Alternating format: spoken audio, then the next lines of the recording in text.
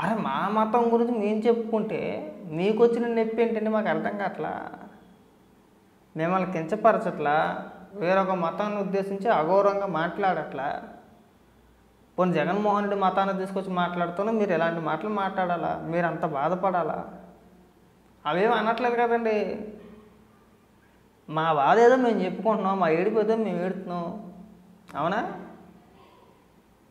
గత 5 ఏళ్ల కాలంలో తిరుమల తిరుపతి దేవస్థానాన్ని భ్రష్టు పట్టించేశారు.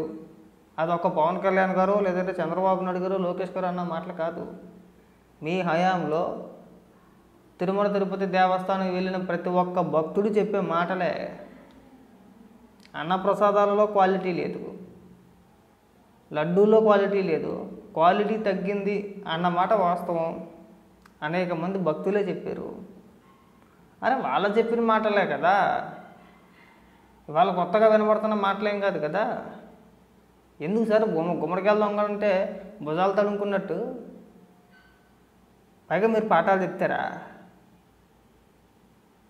ఇక్కడ కూడా పెళ్ళిళ్ళ ప్రస్తావన తీసుకొచ్చే ప్రయత్నం చేశాడు. కానీ మరి ఏమనుకున్నాడు, చెప్పించి కొడతారు అనుకున్నాడో, మరి ఇంకొక రకంగా వెళ్ళొద్దు అనుకున్నాడు ఏమో. కానీ మధ్యలో ఆగిపోయాడు. పవన్ కళ్యాణ్ గారు మాట్లాడుతూ శ్రీరాముని ఉద్దేశించి మాట్లాడుతున్నాడు. ఆయన శ్రీరాముడు ఏకపత్నివతుడు, మరి మీరు అని చెప్పి అనబోయాడు.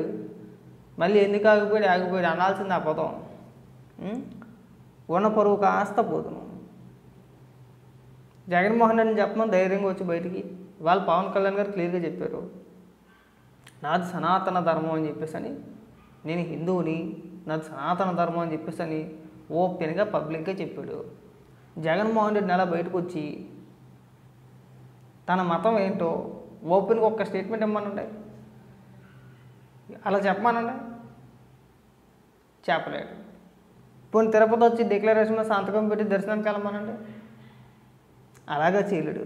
పోనీ నేను పాఠాలు చెప్పారు కదా మీరు, పోనీ మీరైనా చెప్పగలిగారయ్యా?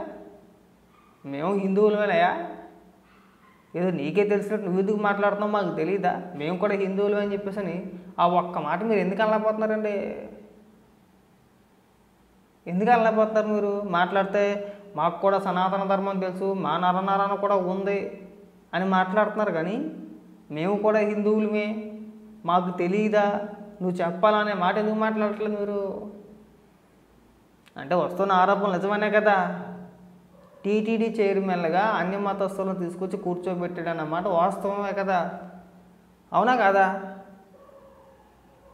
మా మతాలను గౌరవించినప్పుడు, మా దేవుని గౌరవించినప్పుడు పదవులు మాత్రం మీకు ఎందుకు అనేది కదా ఇక్కడ చర్చ. ఇక్కడ అవునా?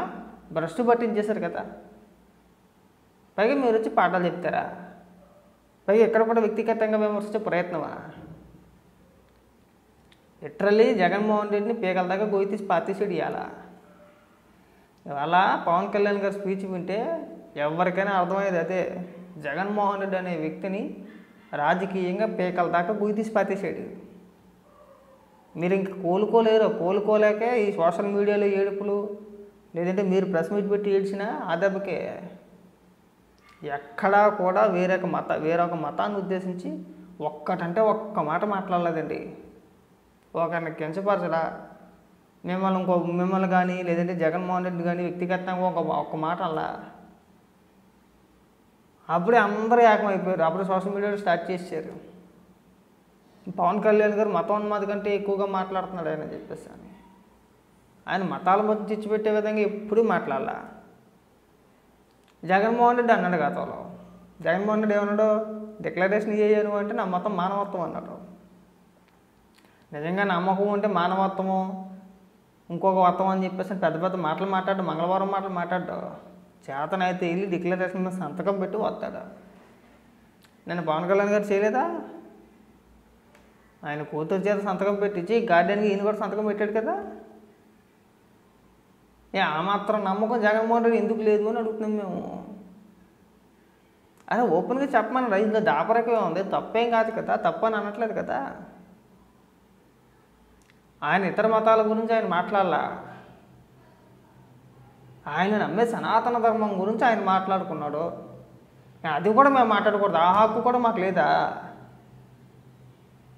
ఏమండి ఇప్పుడు మేము నమ్మే సనాతన ధర్మం గురించి మేము మాట్లాడుకునే హక్కు కూడా మాకు లేదా అండి?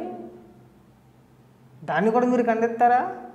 ఒకవేళ మాట్లాడితే కనుక, ఒకవేళ మేము అలా మాట్లాడితే అది మతాల మధ్యన విద్వేషాలు రెచ్చగొట్టడం అవుద్దండి? మత రాజకీయాలు చేసినట్టు అవుద్దండి? మేము మతాన్మాదం పైగాను అంటే మా మతాన్ని మేము గౌరవించుకోవడం మతోన్మాదమా? అంటే మీరు మాత్రం ఓపెన్గా ఏది పడితే అది మాట్లాడచ్చు, మీకు ఒక సపరేట్ రూలు, కనీసం బయటికి చెప్పుకునే స్వేచ్ఛ కూడా మాకు లేదా అండి? ఒకవేళ మేము చెప్పుకుంటే మేము మతోన్మాదులమా? మీరు మాట ఉత్తములా?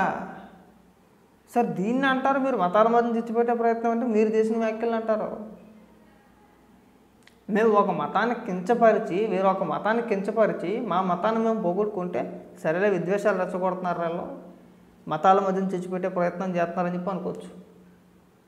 అంటే మేము నమ్మే సనాతన ధర్మాన్ని మేము పోగొట్టుకుంటే, మేము 10 మందికి చెప్పుకుంటే అది మీకు నొప్పి వచ్చేసిందా?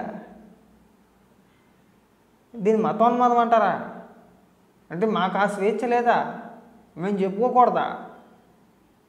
అంటే మీ ఒక్కరికే రాజ్యాంగం ఉందండి, మీ ఒక్కరికే కల్పించారండి, పైగా మమ్మల్ని మతోన్మాదులుగా చిత్రీకరించే ప్రయత్నమా?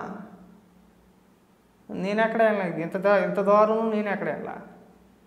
భువన కరుణాకర్ రెడ్డి గారు, మీరు నిజంగా మతాల మధ్య తెచ్చిపెట్టే ప్రయత్నం చేస్తున్నారు.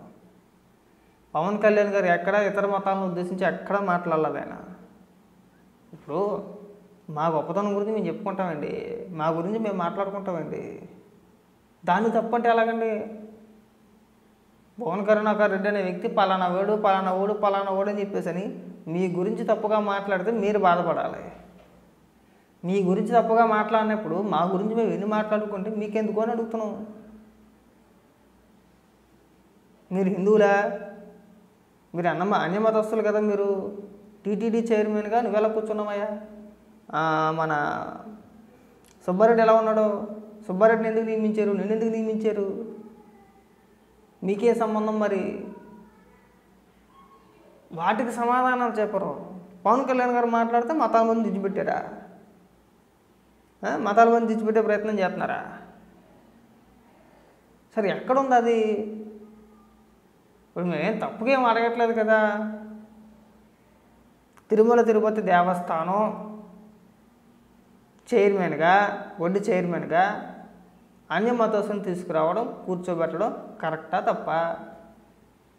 దీనికి ఒక్కదానికి సమాధానం చెప్పండి. ఇతర మతాల్లో అలా చేస్తే ఒప్పుకుంటారా?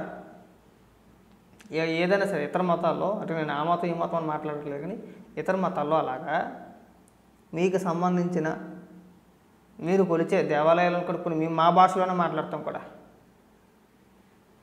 తీసుకొచ్చి ఒక అన్యమతస్తుని తీసుకొచ్చి పెత్తందారుడిగా అక్కడ కూర్చోబెడితే మీరు ఒప్పుకుంటారా? ఒప్పుకోరా?